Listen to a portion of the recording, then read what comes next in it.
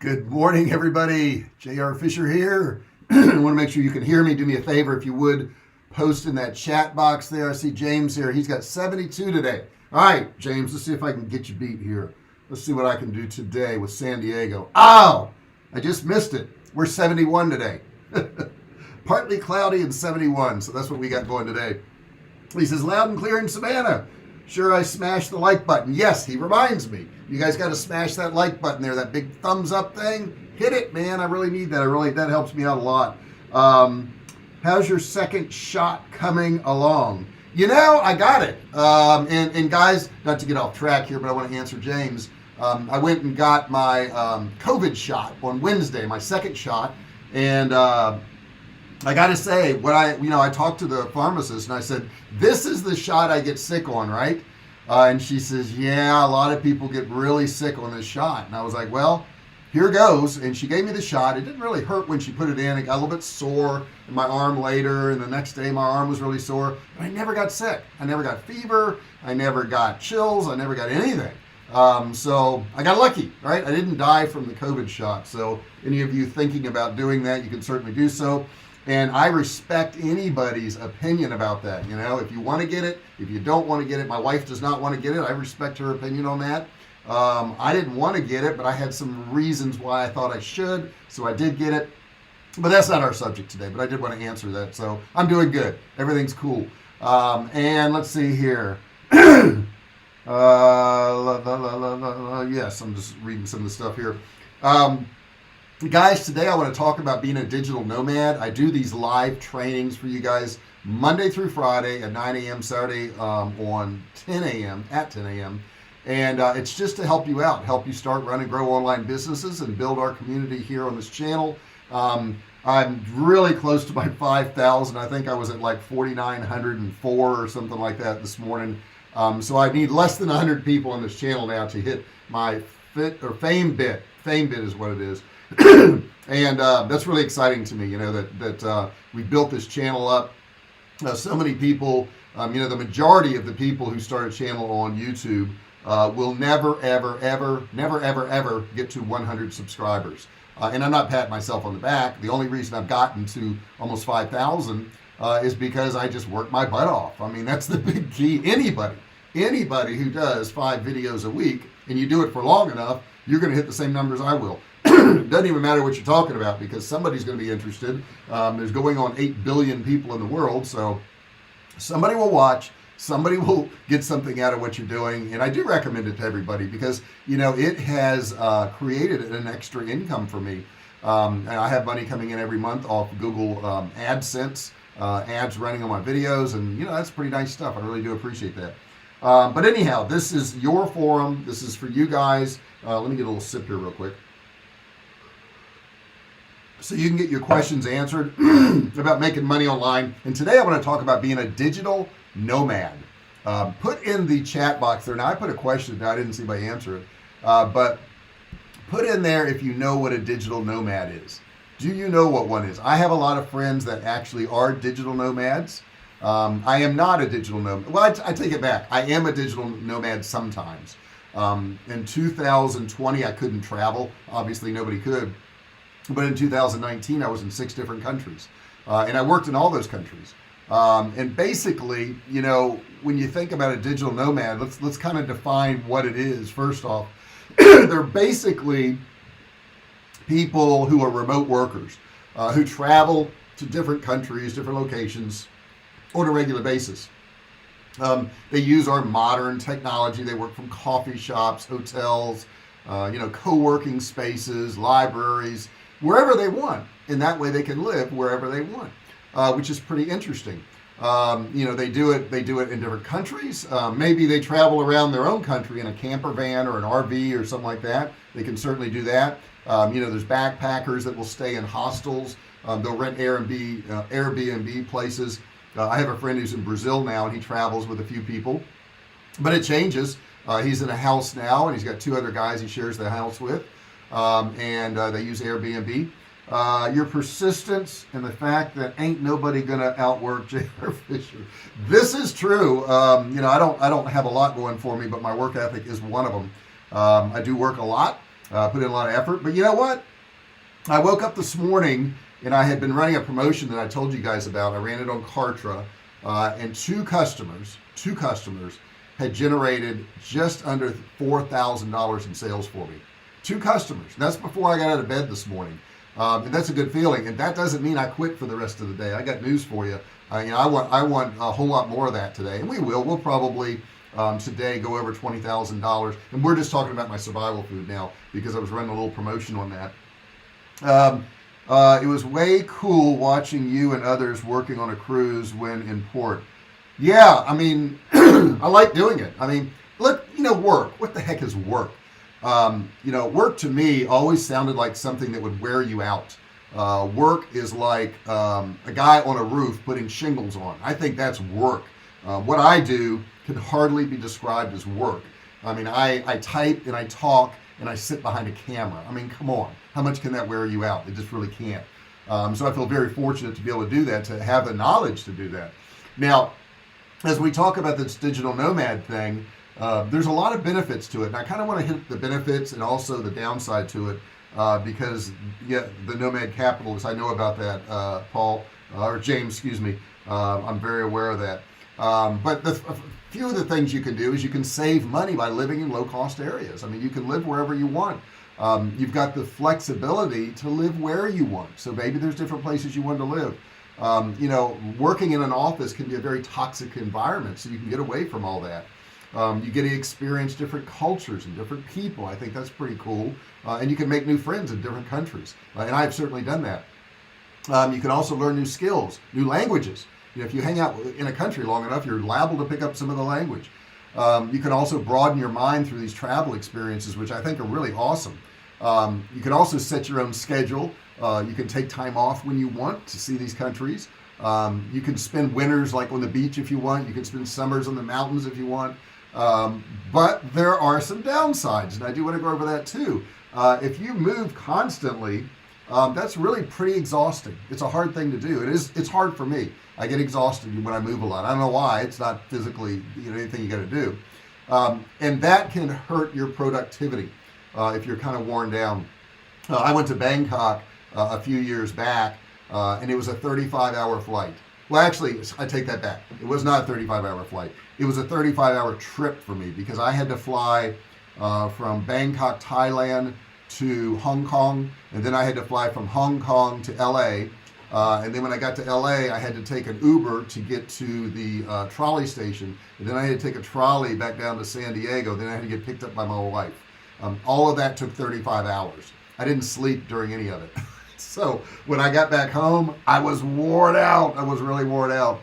And the other thing about digital nomads is sometimes they do battle loneliness. If you don't know somebody and you haven't made any friends, you're going to be kind of lonely. Finding stability is often very difficult. If you're staying in some of these group things, having your lack of private space can be disconcerting. And I don't share any spaces, so I don't do that. And travel can lose its luster. Now, some people know. I mean, if you look at Drew Binsky on YouTube, he's traveled. I think he's hit every country in the world now, which is amazing. I think there's like 130, 140 countries. I don't know right off the bat. Let's see here. Paul says, you don't quit, but go to lunch. Oh, wait, it's Friday. Haha, that's right. That's right. Today is Friday lunch, and I have a cool place picked out. I think you guys are going to like it. I'll share some pictures. So to become a digital nomad, how do you actually do that? Well, you got to make money. Okay, that's the first thing. If you don't have money, it's going to be kind of hard to make it. And I want to talk about some of the things you can do to make money. You can blog. A lot of bloggers, will record where they're going, what they're doing, and they'll run ads on their blog. They'll have affiliate links on their blog. A lot of digital nomads are YouTubers, and I just talked about Drew Binsky. He's one of them. He travels around the world. If you don't have a lot of skills, you could do customer service if you wanted for somebody. You can do customer service anywhere in the world. You could do consulting. Maybe you're good at something. Like I'm good at making money online, so I could literally consult on that if I wanted to do that. Maybe you want to do like tasks like bookkeeping. Maybe you want to do marketing for somebody. Maybe you want to do freelance writing. You could have an SEO agency if that's what you want to do. You could be a virtual assistant for somebody, though that doesn't pay that much. Maybe you're into software and you're smart. You could be a software developer anywhere in the world. Website designer. If you learn how to make a website, you can do that from anywhere in the world. You can also sell on Amazon if you want to do that. You can do drop shipping through Amazon, FBA, which works. You can create online courses. I have online courses. I can sell those from anywhere in the world. You can do language education. A lot of these people start off like teaching English or something like that. And then they can just travel to wherever they want. Figuring out how to make money is the first step to all of this. And I got some book recommendations for you. Let's see here. I want to put these in here so you guys can look at these books. Remote, No Office Required by Jason Fried. There you go. That's the first book I would tell you to look at. And he'll help you convince your boss why it makes sense to work remotely. So maybe you work for a company and you don't want to start a business. You can do that. I've got another one for you. The $100 Startup by Chris. And the reason I didn't say his last name is because I know if I say it, I'm going to say it wrong, and my talk to text is not going to get it right. But I do want to put it in there. LLEB. I got my notes up here. I'm copying. EAU. Okay. There it is. That's another book I think you should check out. The next one is very well known. The 4-Hour Work Week by Tim Ferriss. And I spelled his name wrong. I didn't really spell it because I just talked to text it. It's Ferriss. So it's Ferriss. There we go. Got that? See it, put an apostrophe in there. It doesn't want to work with me. Here's another one. Job Escape Plan. There is no way I was going to try to say this guy's name. Let me put it in. It's J-Y. Okay, that tells you right there. O-T-S-N-A. That's his first name. You ain't even seen his last name yet. That's R-A-M-A-C-H-A-N. Oh my goodness. We've used almost the whole alphabet and we're not done. Okay. So that's it right there. Job Escape Plan. And then another one is Rework. And this is also by Jason Fried. F-R, where is it? I-E-D. Okay, Rework by Jason Fried. So those are some books I would recommend if you want to get more information on this. Now, you're going to need some websites. You can use Flex Jobs. Flex Jobs has an updated job board for remote work opportunities. You can use remote.co. It's a really good website dedicated for remote workers. You can also go to How to Become a Freelancer, and they share basics of freelancing careers and stuff you could do. Power to Fly, that lists dream jobs from around the world, so you can look at that. We Work Remotely is the largest remote work community online. It's We Work Remotely. Let me put that in there. We Work Remotely. Look at me trying to type instead of, and that was the big thing when I was selling some of my courses. I would tell people when I first started out I couldn't type, and they were like, wow, and then you learn to type. And I'm like, no, I never learned to type. I still can't type. I still like hunt and peck with a couple fingers. Another one you may want to check out is Working Traveler. It's a place where employers can actually hire digital nomads. So maybe you grow and you would have somebody work for you. And I see a lot of people arbitrage. They'll start a business, let's say for SEO, and they'll go out and get a job, and they'll say, look, we're going to charge you $1,000 for this SEO, and then they farm it out to India, and they pay somebody, $300, and they keep $700. They don't even actually do the work. I've seen this happen time and time again. I have friends that do this. So step 2, the logistics of nomad life. And now it's a little bit different. Okay, so once you've decided you want to become one, you've got to look about, your banking, where you're going to register your business, what are you going to do with your physical mail, your insurance, your health considerations, where are you going to stay, all that stuff. So I want to go over that real quick too. So generally, most people who start businesses online will do a sole proprietorship. I don't, but you can use something like LegalZoom, something like that. when you're looking at taxes for your business, Americans have to file taxes even if they're living overseas. Okay, this is not true for most countries, but Americans do have to do that. Let's see here. And put your comments in there, guys, and questions. I'm going to keep scanning down there for those. There are some exceptions, really. So if you spend most of your year outside the United States and pay taxes to a foreign country that you're living in, you can claim foreign earned income exclusion. That's the foreign earned income exclusion, which allows you to avoid paying U.S. taxes on up to $100,000 worth of income. Some people will set up companies based for digital nomad friendly countries like Singapore to reduce their tax bills so they can do it there. But if you're serious about becoming a digital nomad, you should eventually hire a good accountant who specializes in working with people who live overseas, because that is a real specialty. Banking for digital nomads. This is another issue. Managing your money can have its own set of challenges. For example, credit cards can get canceled when they're used in foreign countries too much. And you also got to know how to get paid overseas. That's another big thing, right? You can use something like TravelWise borderless account. You can just Google that, TravelWise borderless account. Their fees are a lot cheaper than PayPal, but you should have a PayPal account too. You definitely should have that. If you're not from the US or the UK, Payoneer is a good way to get paid. I know I pay some employees in the Philippines with Payoneer. I use that. Also, what credit cards you select can be a big one. The Chase Sapphire Reserve is a really good one. It doesn't have any foreign transaction fees. It gives you free airport lounge access. And then ultimately you can score some free flights and all if you use it a lot. Staying connected. If you're going to work online, you got to stay connected. And I don't want to go over here. I've got a lot of information for you guys, but you got to have fast Wi-Fi. You just got to have fast Wi-Fi. Digital nomads can only work when they have fast and reliable internet connection. A good connection is super important, guys. When you find a decent internet connection, but you can find them pretty much anywhere in the world now. You really can. You just got to hunt and peck.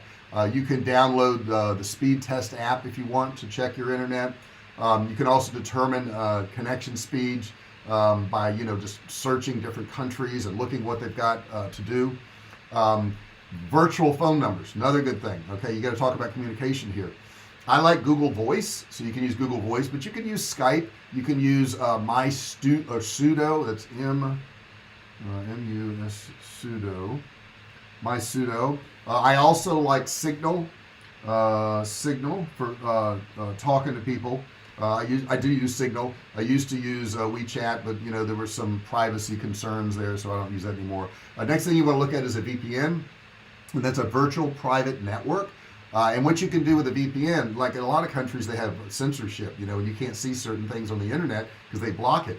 But if you have a VPN turned on, you can put yourself anywhere in the world. So I could be in San Diego and say my VPN is in Germany, or it's in Hong Kong, or it's in Singapore. Well, I wouldn't pick Hong Kong because I think they're kind of blocked. But that way it allows you to get to everything. And what's interesting, let's say you have Netflix in the United States, which is fine. I have Netflix in the United States, but I could use my VPN and switch it to the UK, and all of a sudden I have a whole bunch of different shows I can watch. Did you know that? You switch your VPN and it allows you to see other things. The other thing is your mail. There's a lot of virtual mail places now where you can get a virtual address, and what they'll do, you can use Earth class mail, but you can just search virtual email or a virtual physical address and you'll find them. But what they'll do is as your mail comes in, they take a picture of all your mail, and then they send you an email, and you can see a picture of the envelopes of all your mail. And you can tell, you can click next to it, destroy this one, shred this one, and then the ones you want sent to you, depending on where you're at, they'll put them in an envelope and send them once a week or once a month, whatever you want, they'll send them out to you. If you want some open, they charge you another fee. They'll open it up, take a picture of everything that's in there, send you those pictures. You can decide what to do with it. So that's another good thing if you don't have an address in the U.S., maybe you gave up your apartment, your house, whatever, so you could go on the road, you can use these virtual addresses, which is pretty cool. Is travel writing another possibility? 100%. 100%. A lot of people do it. A lot of people make their living. I was looking at Mikey Chin, and he's a food blogger. Mikey is on YouTube. You can look up Mikey Chin. He also has Strictly Dumpling. He has Cooking with Mikey. He has 6 different channels. On one channel, which is Strictly Dumpling, he makes $4,550 a day in ads. One channel. a day in ads. Just let me repeat that. So yeah, if you want to travel, and all he does is go to restaurants and eat. That's basically all he does. And he has some other channels. I haven't looked at all of his channels, but I haven't looked at 3 of them. And I don't see the difference in Strictly Dumpling and Mikey Chin. And obviously Cooking with Mikey Chin is when he cooks. He doesn't put that much on that one, but he does put something on it. So that's something else. That's something else you can look at. Chris's book and 4-Hour Work Week are awesome. Oh, good. So you know about them, Paul. I also like 48 Days to a Job You Love by Dan Miller. I don't know that one, but thank you so much for putting that in there. Tons of great info on Dan's blog. So guys, Paul's has put some information there that'll be very helpful to you. Excuse me. All right, now we got to talk about the stuff that's not so fun. Insurance. Accident happens, right? Accidents do happen. Depending on the part of the country you're in, you could be screwed. We were recently, a couple of years ago, we were in, where we were, Playa de Carmen, I think it was.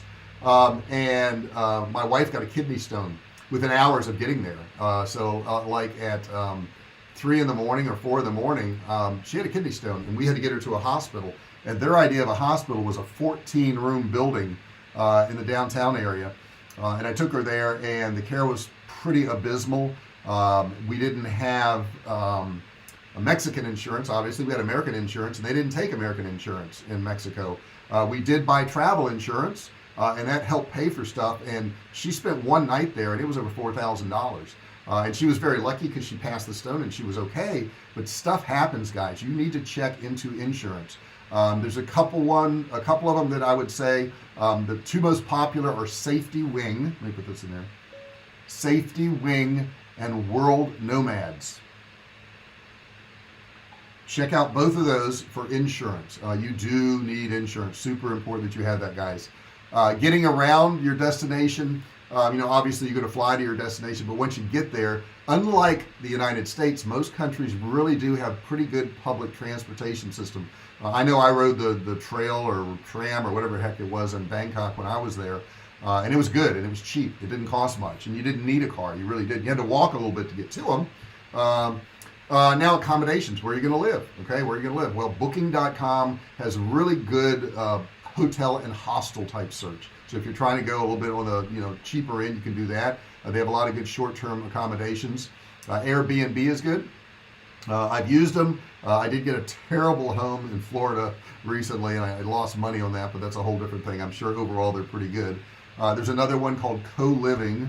Let me put this, Co-Living.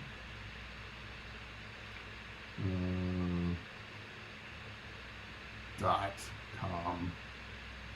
coliving.com, and obviously I put it that way because I don't think they'll let me put a URL in the chat section, so I don't want to do that.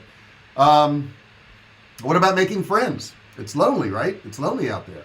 There's a lot of ways to mitigate that feeling. There's a lot of like backpacker hostels. They have a fun way to meet other travelers, but it can be tough to get work done in an atmosphere like that. It really can.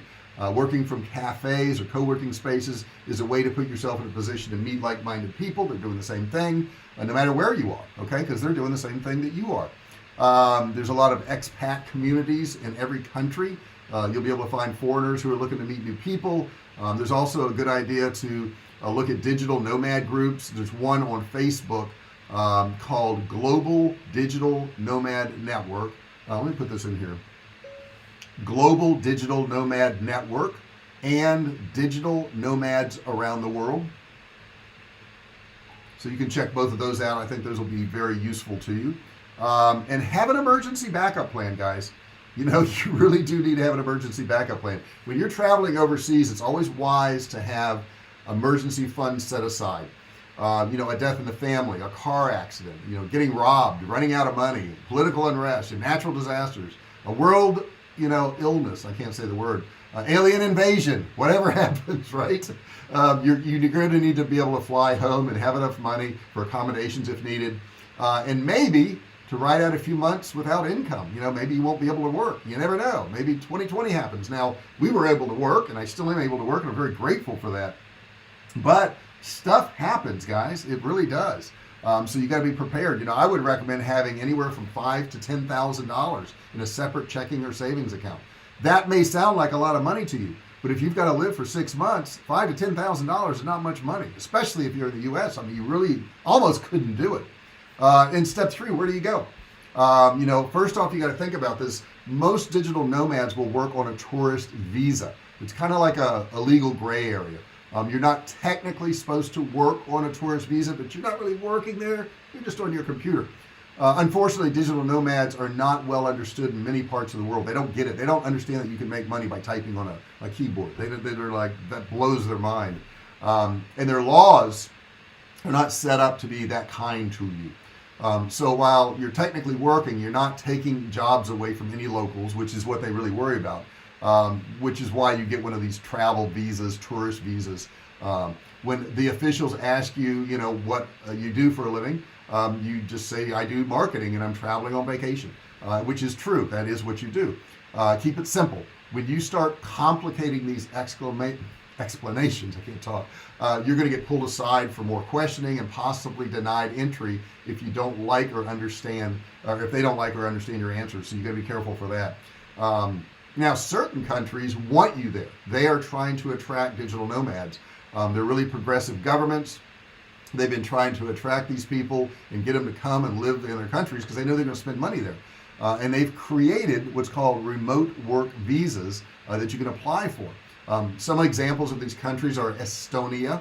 So you can go to Estonia, Georgia, Barbados, Bermuda, and Croatia. All of these countries want you to come there, and it's very easy to get those visas there. Some of the more popular digital nomad destinations are from all around the world. I mean, they really are. There's a lot of them. And a lot of people go to these places. Playa del Carmen, I just mentioned, in Mexico. That's where we were. But keep in mind, the medical care was abysmal. It was terrible. I don't even want to get into the details of that, but I'm very happy that my wife made it through. And when she got back here, she still had complications because of medications they gave her that weren't approved in the U.S. and they made her very sick. And there was a reason they weren't approved in the U.S. But some of the countries that are very popular are Thailand. I was there. There was a lot of digital marketers there. A lot of people from the U.S. go to Thailand. Indonesia is a very popular country. Mexico is a very popular country. These countries generally are less expensive to live in too. Portugal, I would recommend Portugal. Hungary, I used to have a Hungarian nanny for my kids when I was raising them. So Hungary is a good one. Spain is a very, very nice country. Colombia is a very good country now, and it's changed a lot. It had a bad reputation years ago, but not now. And then, of course, for example, you may want to live temporarily in Colorado or Texas or California or Utah, and you can just get an RV or convert a van into your home. There's so many things you can do. The key is location independence, okay? Freedom to move without many obstacles. That's basically what a digital nomad is. So that's an overview of it. I've given you some resources to do this, but the next thing is just making the leap. And I would say before you make that leap, before you do that, have your finances in order, guys. So many people will go out there and say, yeah, I'm just going to make money on the road and I'm going to travel around the world. It costs money to travel, okay? This has to be well planned out. I do have a lot of friends that travel constantly. I think of a lot of them and I'm like, I don't know how they do it, but I do have friends that do that. And some of them have it planned where they're like 6 months in Croatia and 6 months in Barbados, 6 months in Croatia, 6 months in Barbados, and they just move back and forth. But the cool thing is, you can decide that, you want to live at the beach in the wintertime, you want to live in the mountains in the summertime, and you can do that. It is not for me. I like traveling. I like seeing the world. I really do. I know a lot about being a digital nomad. But it's not for me. We have pets. I like having a home to come to every night. I mean, that's just what I like doing. But that doesn't mean it's not for you. It may be perfect for you. So, check it out. James Breen, changes Pedra. Changes Pedra. I'm not quite sure what that is. The supplement changes Pedra, prevents kidney stones. Oh, okay. I didn't read your comment right above that. I don't know about that. I had a kidney stone. Ooh, how many years ago was that? My daughter, I'm trying to think how old she is. So I'm thinking like 28 years ago, I had a kidney stone, and it was bad. I had to go to the emergency room and all that. I haven't had one since. Go figure, right? I hope she never has one either, but thank you for that. I'll share that. Think you could do an episode on just use of credit cards. Yeah, Yeah, as a matter of fact, it would blow your mind. I have 17 credit cards. 17 credit cards. Why in the world would anybody have 17 credit cards? Because every time I see an offer, like you get $150 if you spend $4,000 or whatever, I go for it. As long as there's not a fee associated. I only have one credit card out of my 17. Yeah, I could really do a video with this one. I only have one credit card that I pay a fee on, and that's the black card. And the black card has a pretty high limit on it. That's metal, and I use that a lot. But see, the thing is, guys, you got to understand, when I buy my cans, my labels, meat products, and all that stuff to make my products, I use a credit card, and I get points on it. On average, I make $2,500 a month on points on my credit cards. Yeah, I'm not kidding you. $2,500 a month in points. So I could use that for travel. I can use that to pay off credit cards, which I usually do. I'll use a statement credit, because what I've figured out is, and I can really get into this, but the amount of credit they give you to buy trinkets, I call it trinkets, TVs or furniture or cookware or whatever it is, the amount of credit they give you is not commensurate with what you would pay for that item in the store. In other words, let's say there's a pots and pans and it's $300 in the store. They're going to give you $500 credit, but they're going to charge you $500 for the pots and pans.